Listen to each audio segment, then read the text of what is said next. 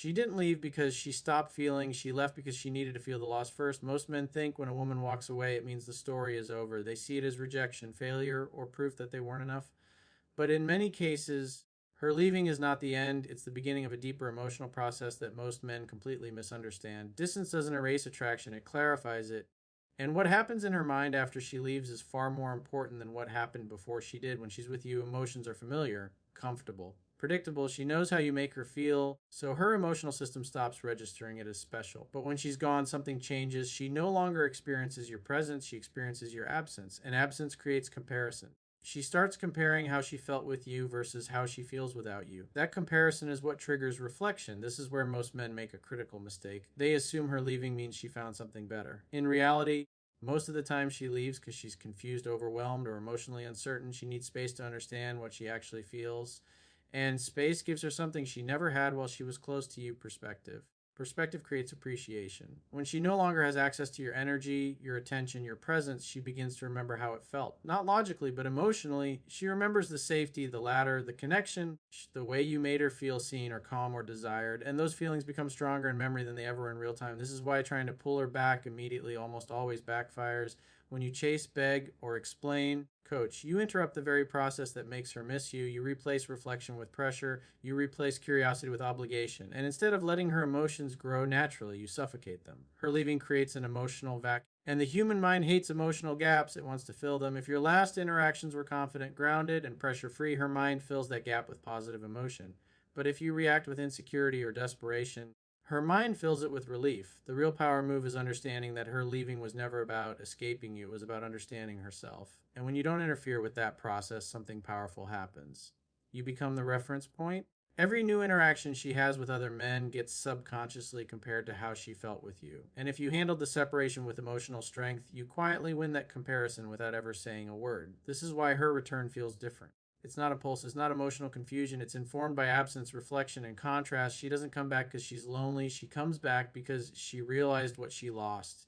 And when a woman returns after truly feeling your absence, her commitment is not casual, it's conscious. When a woman leaves, the emotional instinct for most men is to panic. The mind immediately jumps to fear: fear of loss, fear of being replaced, fear of not being enough. And that fear drives behavior. Responses get faster. Explanations, apologies, and emotional confessions start pouring out. It feels like effort, but what it really is pressure. Chasing after a woman who is pulled away doesn't make her feel chosen. It makes her feel responsible for your emotions, your mood, your sense of stability. And the moment a woman feels emotionally responsible for a man, attraction begins to collapse. Desire needs freedom, it needs space to choose, not obligation to maintain. Begging and over explaining come from the same root: the belief that if you just say the right thing, you can change how she feels.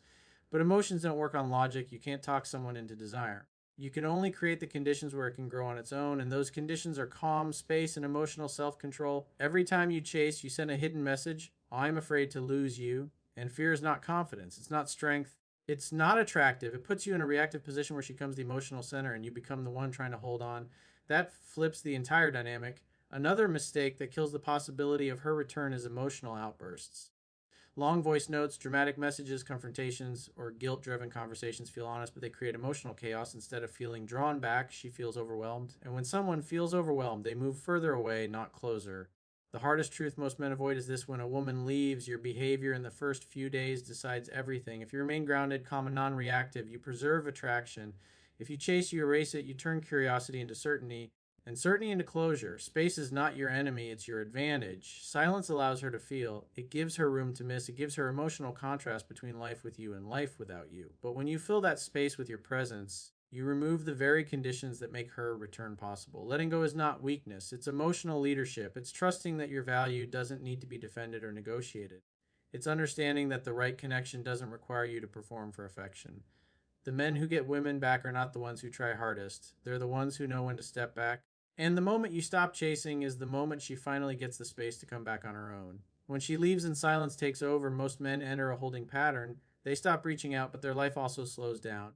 Their thoughts stay focused on her, on what went wrong, on what they should say if she returns. On the surface, it looks like patience. But internally, it's still attachment. It's waiting for permission to feel okay again. The men who experience a different kind of return are the ones who use that silence as a turning point instead of a pause. They don't just give space, they create change. They shift their energy away from the past and toward growth. They start improving their body, their mindset, their purpose, and their emotional stability. And this transformation, although invisible, is deeply felt. Time apart forces self reflection. You begin to see your patterns, your mistakes, and your emotional habits more clearly, not from a place of guilt, but from awareness. You realize where you were reactive, where you compromised your standards, where you lost yourself in the connection. And instead of trying to fix her perception of you, you fix your relationship with yourself. This is what makes her return different. She doesn't come back to the same emotional environment she left. She comes back to a man who is more grounded, more centered, and less dependent on external validation. Your presence feels calmer, your energy feels stronger. You're not trying to impress, you're simply being. Women are extremely sensitive to emotional shifts. Even without communication, they feel when your attachment dissolves and your identity strengthens. The neediness disappears, the overthinking fades, the emotional volatility settles, and what replaces it is emotional maturity. This is where attraction is rebuilt at a deeper level, not through words, but through contrast. She feels the difference in how you show up, how you speak, how you respond. You're not seeking reassurance anymore, you're not chasing certainty. You're comfortable with yourself whether she stays or goes. And that comfort is rare. Most men carry emotional hunger. They need connection to feel complete. But when you no longer need her to validate you, she starts feeling drawn back, not because you pulled her, but because you stopped holding on. The silent transformation is not about becoming colder. It's about becoming whole. It's about building a life that feels solid with or without her. And when a woman steps back into that kind of emotional space, it feels different to her too. It feels safe, stable, and real. She doesn't come back because she's unsure anymore. She comes back because she feels the strength of who you become. And that's why her commitment this time shocks even her. Most men believe that love is what makes a woman stay. But in reality, love without emotional freedom slowly turns into pressure. The more you try to hold on, the more you tighten the emotional grip. And the tighter that grip becomes, the more her natural desire to pull away grows. This is where emotional detachment changes everything. Detachment doesn't mean you stop caring, it means you stop trying to control how she feels, what she decides, or where the connection goes. It's the shift from I need this to work to I'm okay whether it works or not. And that shift is powerful because it removes emotional weight from every interaction. When you're attached, your energy is heavy. You analyze every message. You read into every delay. You try to manage the outcome instead of allowing it. That emotional intensity creates tension, and tension kills attraction. Women don't fall deeper into desire when they feel pressure, they fall into self protection. Detachment brings lightness back. Your tone becomes relaxed. Your presence becomes calm. You stop performing for validation and start showing up authentically. And authenticity is what creates emotional connection at a deeper level. There's also a psychological element here. When someone feels you're emotionally attached, they sense they have power over your emotional state. But when you detach, that power dissolves. You're no longer emotionally predictable or dependent. You become emotionally self contained, and emotional self containment is extremely attractive because it feels safe and strong at the same time. Detachment also restores polarity. Attraction thrives on contrast. When one person is overly invested and the other is uncertain, the dynamic becomes unbalanced. But when you detach, you reestablish that emotional contrast.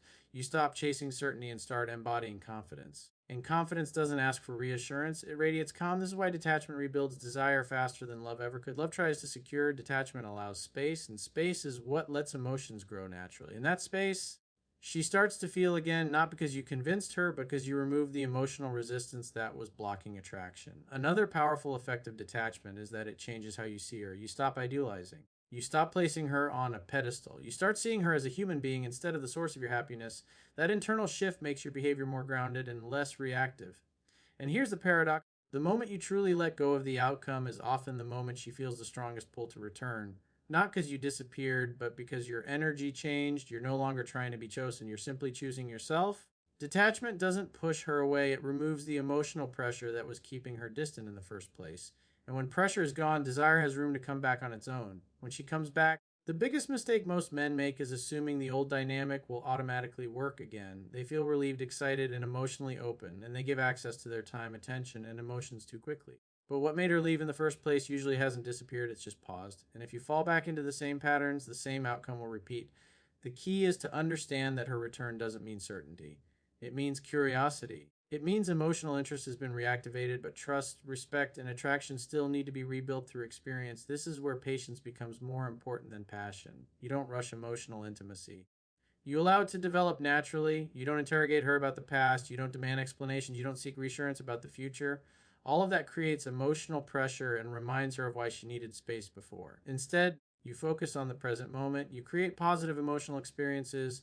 You keep conversations light, relaxed, and playful. You let her feel what it's like to be around you again without emotional weight attached to it. This is where emotional leadership matters. You set the tone of the connection. If you're calm, grounded, emotionally centered, she feels safe opening up. If you're anxious, intense, or outcome focused, she feels that pressure immediately, even if you don't say anything directly. Another important shift is that you don't over prioritize her just because she returned. You maintain your routines, your goals, your social life, and your sense of purpose.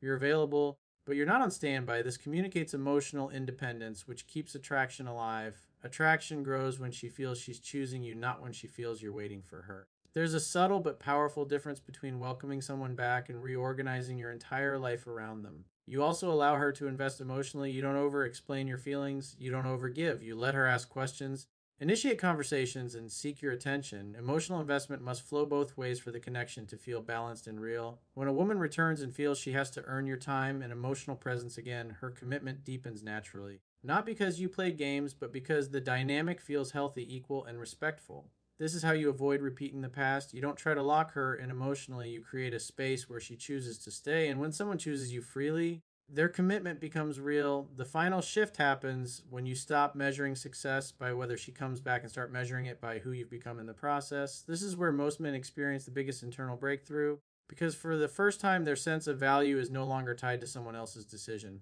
When your focus is on the outcome, every interaction feels like a test. You're constantly checking her tone, her energy, her responses. You're trying to predict the future instead of living in the present. And that mindset creates emotional tension because your happiness feels conditional. But when you focus on growth, everything changes. You begin to build confidence that comes from self respect, not external approval. You invest in your health, your goals, your skills, your purpose. You create a life that feels meaningful and full, regardless of who is in it. This is the point where emotional freedom becomes real. You're no longer afraid of losing people because you know you won't lose yourself. You don't abandon your standards for connection. You don't tolerate emotional inconsistency. You don't settle for half investment. Ironically, this is also the version of you that attracts the highest level of commitment, not because you're trying to be impressive, but because your energy is stable, grounded, and self assured.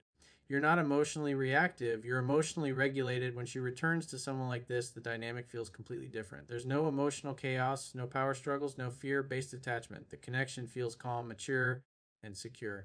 And even if she doesn't return, you don't feel broken. You feel aligned. You feel strong. You feel at peace with yourself. And that internal state is the real success because the ultimate goal was never to get her back.